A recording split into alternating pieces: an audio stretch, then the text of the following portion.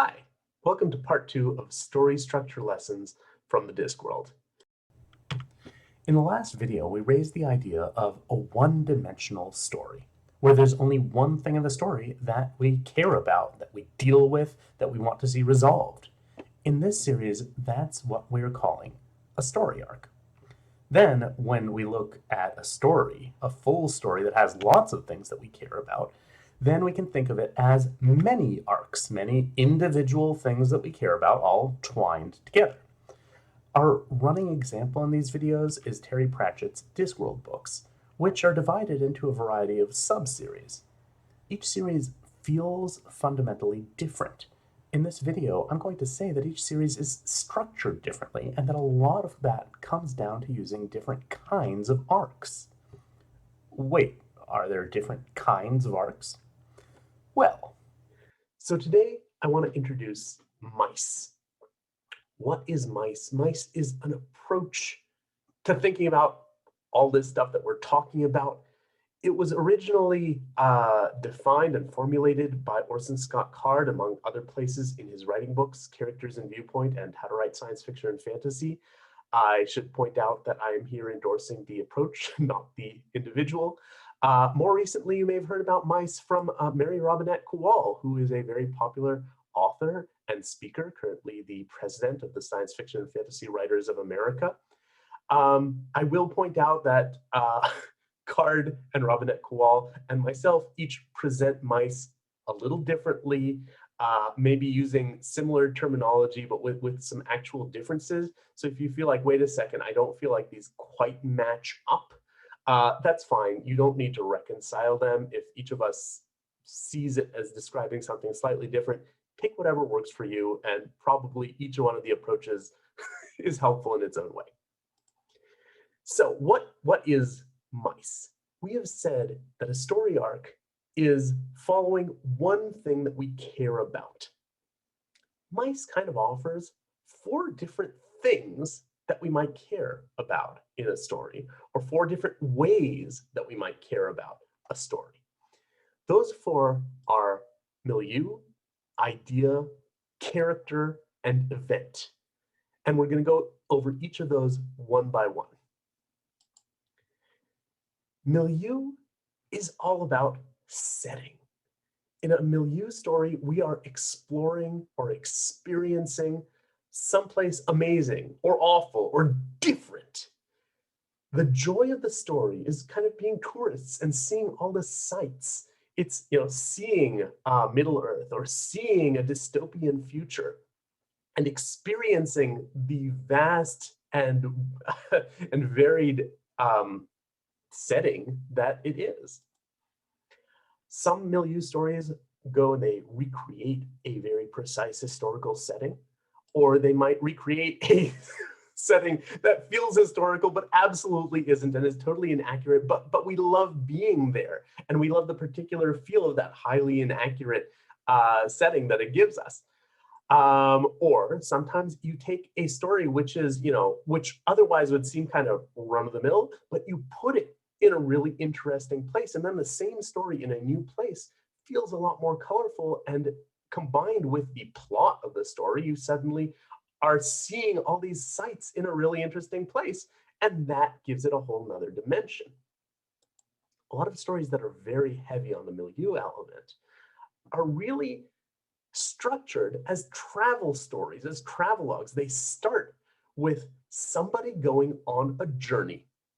The body is there, stops along the way. There might not be any plot at all, except, hey, I'm seeing some stuff here, some weird, something that I saw in one place, here's something really interesting I saw in the next place, and they end when the journey is finished, and that is a milieu story. Where do we see milieu in the Discworld? First and foremost with Rincewind, who constantly is getting dragged to new and exciting places and running away from everything that is trying to kill him. We are not really, to any great extent, worried about will Rincewind live or die. If he suddenly gets killed, that's the end of the story. It's not very interesting. The fun of the Rincewind stories is getting to see all these strange and unusual and fascinating and terrifying things, and going through them one by one and seeing the fun there as Rincewind desperately runs for his life. Let's talk about idea stories. And idea stories, the thing that we care about is usually answering a question. There is some idea that we want to understand or to find out. Sometimes it's, here's an interesting idea, let's explore it, or let's satisfy our curiosity about this idea. Mystery stories like Sherlock Holmes is probably the most classic and easy to understand idea of an idea story. It literally starts out with, here is a question. We are going to spend the story figuring out the answer to who killed Mr. X. And that is very compelling. That's a thing that we, the reader, care about and read the story to find out. But it doesn't have to be like a classic murder mystery. It can be something like, hey, what is this person sick with and how did they get it? It can be, hey, how do we communicate with these aliens whose language is so different from our own? It can be something much broader, which doesn't have like one single answer, like, what would happen if we had a space station which was constructed as an enormous, gigantic ring? What would that even mean? And what would that look like? And wouldn't it be fascinating? It could be, hey, what if gender worked entirely different? What would that mean for society? And what would that society look like? These aren't just milieu stories that are like, hey, here's a cool place. There's an inherent tension and curiosity and a question being asked. What will we find out next? What will the repercussions of this thing be? And that's a lot of what drives an idea story.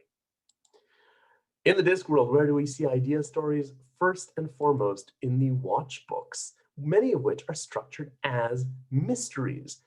Somebody is trying to kill people. Somebody is trying to kill the patrician. We need to find out who. And we spend the book investigating and figuring out who might be responsible for this. Next up, I'm going to skip over a character and come back to it in just a second. First, I'm going to talk about event stories, because event stories are big. They are a disruption of the status quo. Something has gone wrong in the world, and somebody, some hero, needs to solve it. There's a danger, something huge and looming over us, or there are some obstacles that we need to overcome. Event stories are all about external conflict. There is something bad or dangerous out there, and we need to beat it. Event stories don't have to be as big as the Death Star. Something can be small and personal. Somebody who wants to destroy my house is just as meaningful and exciting to watch as somebody who wants to blow up my planet. I'll also point out, not everything has to be like this bad looming danger. A rare opportunity, a contest to win, or a heist to carry out is also a disruption of the status quo. It also gives you external obstacles that you can beat, that the character can beat, and we can follow them in their attempt to succeed. Where do we see event stories in the Discworld? First of all over, I do not think there's a Discworld book that does not have event as a lot of its central engine. But I think the most interesting and maybe immediate to look out at is the death stories, where the scope of the threat and the danger is so completely over the top. It's, hey, death is literally broken. In Mort, death just stops working. Something is wrong with the concept of death. In Reaper Man, death is broken again in a different way this time. In Hogfather, Discworld Christmas is broken. And in each one of those, the world is in disarray and the heroes need to fix it. Event stories can often kind of lean towards an action-y, hey, let's beat up the bad guys kind of resolution. But I think the Discworld Death books demonstrate that that's absolutely not necessary for an event story. These are external problems, and they're dealt with not just by beating a bad guy, but by fixing the world in much more in ways that need to be resonant. They need to make sense. They don't they don't need to logically make sense, but they need to leave us feeling like, yes, this has fixed death.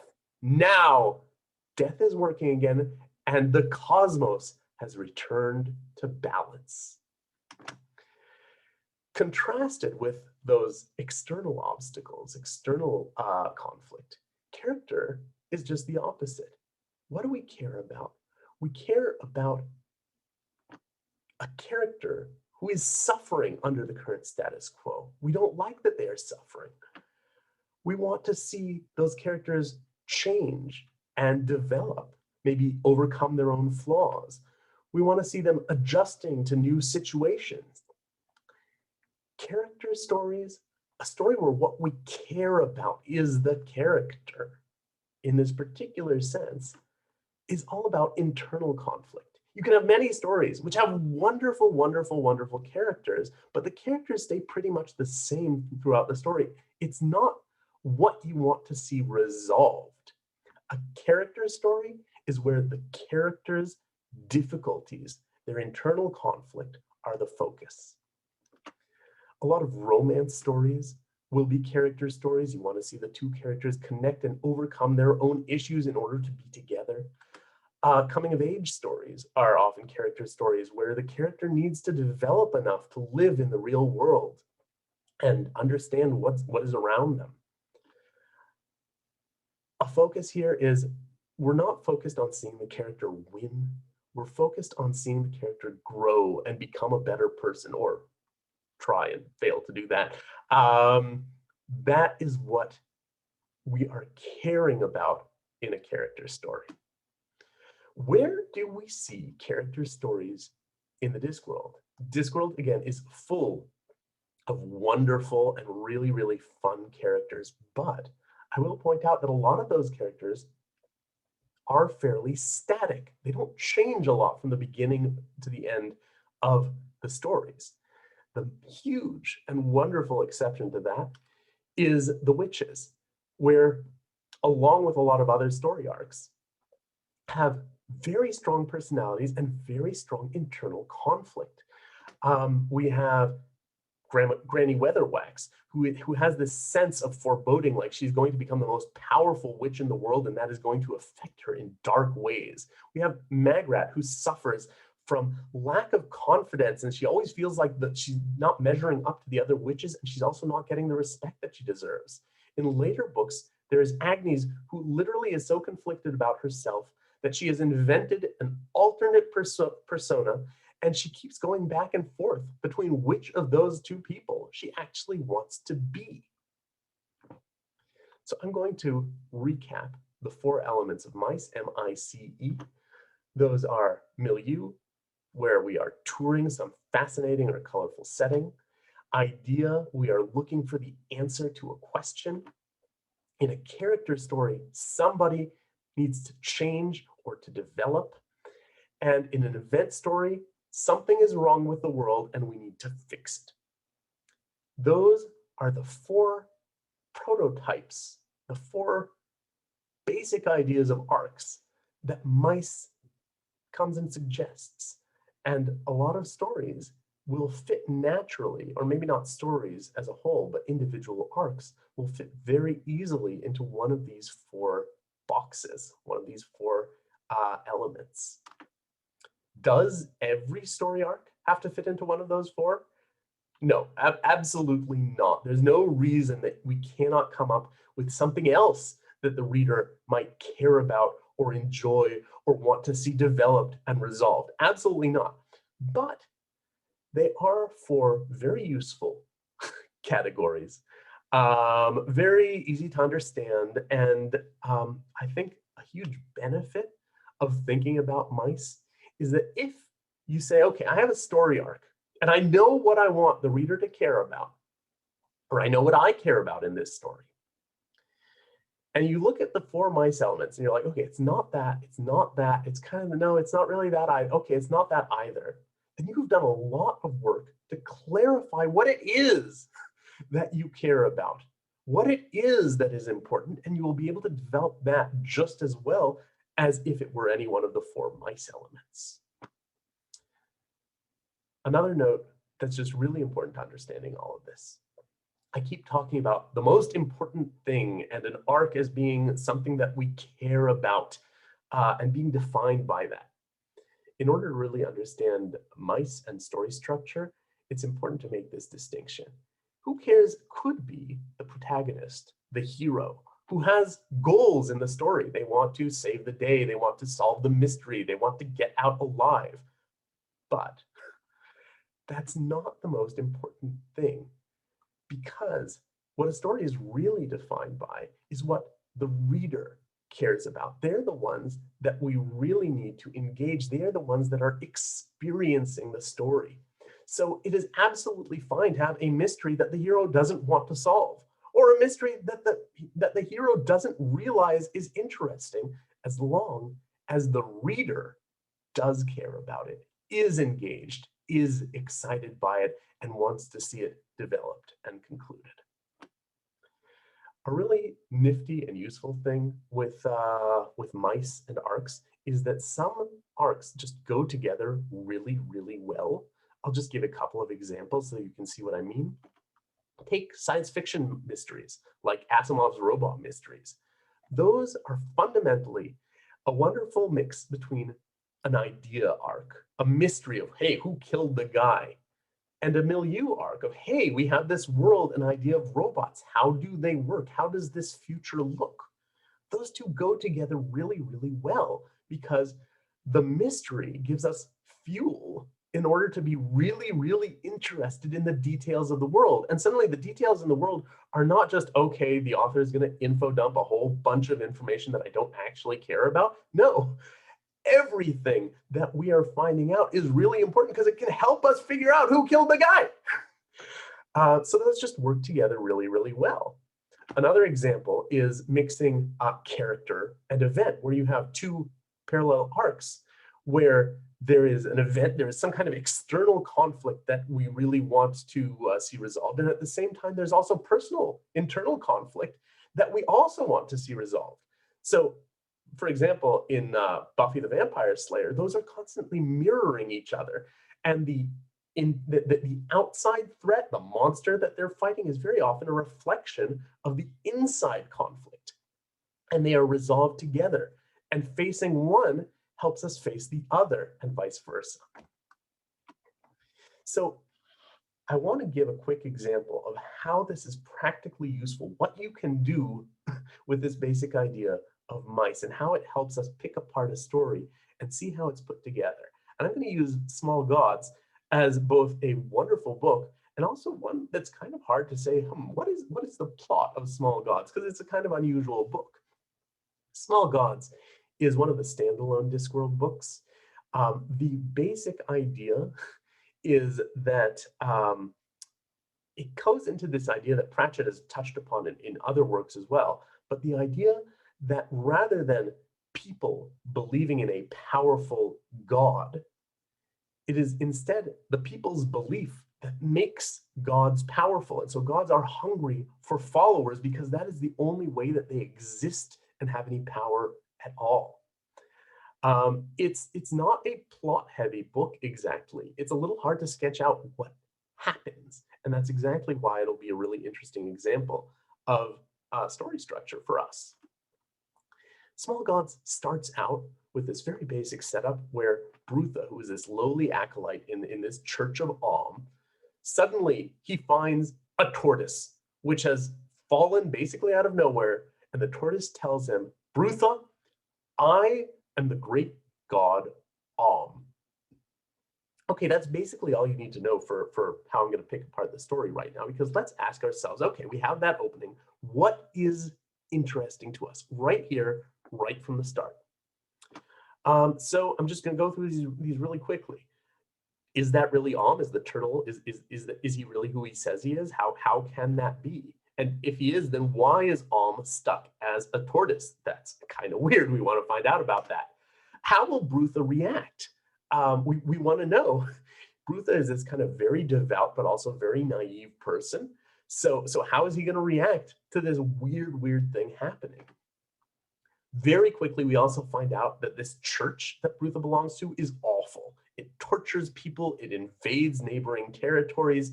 It seems like a really horrible place, and that seems like a problem. And all of this means that Brutha is in for a rude awakening because he clearly does not understand how the world around him works, and he's been put in a position where he's going to find out. And lastly, there's this idea that I started with, this high level idea of God's being dependent on human belief. And so we're kind of going to want to see that touched upon in the book. Okay, so those are some threads. Once we have those, it's very easy to start coloring those and say, oh, okay, this over here, this is a character thread. This over here is an event thread. So let's do that. Over here, we have all these idea threads. Is that really or the idea that we want to explore of God's being dependent on human belief? The church being awful, that's an event. That's an event arc. It's an external problem. It's a problem in the world that we would like to see fixed. And everything to do with Brutha, how he's going to react and how he's going to develop in response to everything that he's being thrust into, those are character arcs. Okay, that makes a lot of sense. Let's put those together and we'll get a basic sense of how the book is going to look. We have these 3 high-level arcs that carry pretty much the whole book. The crisis of faith, which is the character arcs. What has happened to the god which is basically the idea arcs kind of bundled together. And the idea that the church is fundamentally broken, which is the event arc. Okay, I'm not going to go into all the small arcs because as any book does, there are many smaller arcs that start and stop in the middle. But there are 2 huge segments of the book. One, where Brutha finds himself going to this city of philosophers, and it is completely different from everything that he's ever seen or known at the church. That's a milieu arc. And when you think about it like that, when you see him as traveling and meeting people and learning things, it is a classic milieu arc where you have all these stops of, hey, we are in a strange and interesting place and we're learning from it. Then there's a stretch where Brutha and go through the desert, and that is also a milieu arc. Again, we have a change of location that changes what Brutha experiences, and it's much less that there are plot events happening there, and much more that we are seeing the sights. So when we take all of these arcs together, we get a very high-level idea of what this book's structure looks like, where things start, where things end, what the most important parts of it. And that'll tell us a lot about what notes the story should be hitting and does, and what we expect to see about it, and why the conclusion is just so satisfying and well suited to everything that has come before. I would like to thank Paul Kidby for giving me permission to use his character art, his wonderful art of the Discworld characters. You can find his art at paulkidby.com. In the next section, in the next video, I'm going to talk about diagnoses. I'm going to show you how to use these ideas of story arcs and mice in order to look at particular stories and see whether they're working well, and if not, then in what way. I hope I'll see you there.